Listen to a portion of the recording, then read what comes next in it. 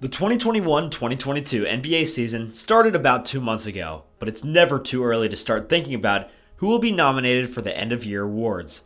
Former league MVPs Kevin Durant and Stephen Curry appear to be the early frontrunners for this year's MVP award, but we shouldn't rule out Giannis Antetokounmpo, LeBron James when healthy, and Joel Embiid just yet. So many teams are playing well to start the new season, making this year's MVP race very interesting.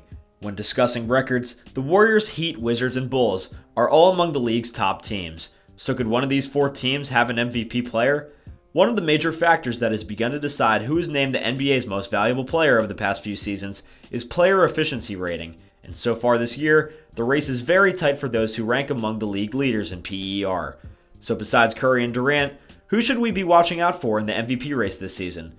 Let's take a look at three players who are emerging as serious MVP candidates early in this season. First up, we've got Nikola Jokic of the Denver Nuggets. Jokic has only missed one game this season due to a suspension for an altercation with Markieff Morris and the Miami Heat, but he has continued to find ways to elevate his game and build on his MVP season a year ago.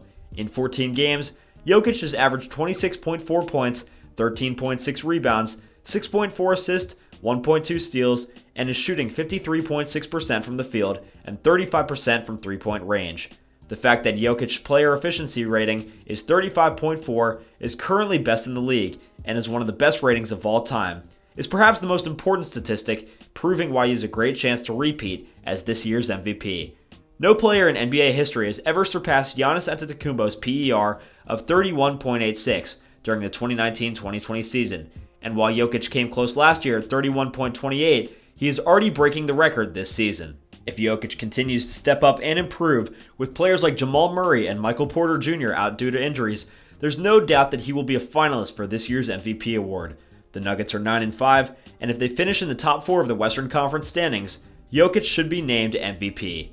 Next up, we've got LA Clippers' Paul George.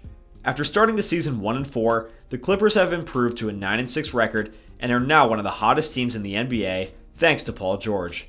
Through 15 games this season, Paul George has averaged 26.7 points, 8.0 rebounds, 5.1 assists, 2.1 steals, and is shooting 44.9% from the field and 36.2% from three-point range.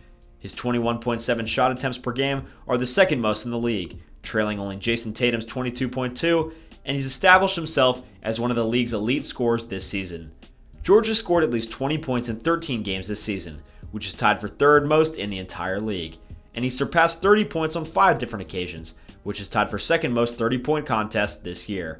Stats aren't everything in the MVP race, and Paul George is no exception. Without him, the Clippers would have one of the first few picks in the 2022 NBA draft, especially with Kawhi Leonard out. This season, George is demonstrating why he's so valuable to the Clippers, and if he maintains his elite level of play, he will not only be an all-star selection, but he'll make an All-NBA team for the 7th time in his career. Our third player is Chicago Bulls' DeMar DeRozan. DeRozan of the Bulls has perhaps been the most impactful offseason signing to this point in the season. DeRozan, who's now in his 13th season in the league, has always been a player who's overlooked, but he's been one of the league's best players so far this year. The Bulls are 10-5 through 15 games, their best start since the 2011-2012 season, when they were arguably the best Chicago team since the 60-win 2010-2011 squad that went on to win the Eastern Conference Finals, and DeRozan has played a key role in their success. DeRozan is averaging 26.6 points per game, a career high, 5.3 rebounds, and 4.2 assists in 15 games, while shooting 50% from the field and 35% from three-point range. He appears to be more energized, focused, and ready to compete for a title, as he did in Toronto years ago. Well guys, thank you so much for making it to the end of the video. Be sure to smash that like button, subscribe to Any Sport, and ring that notification bell so that you never miss a video. See you all next time.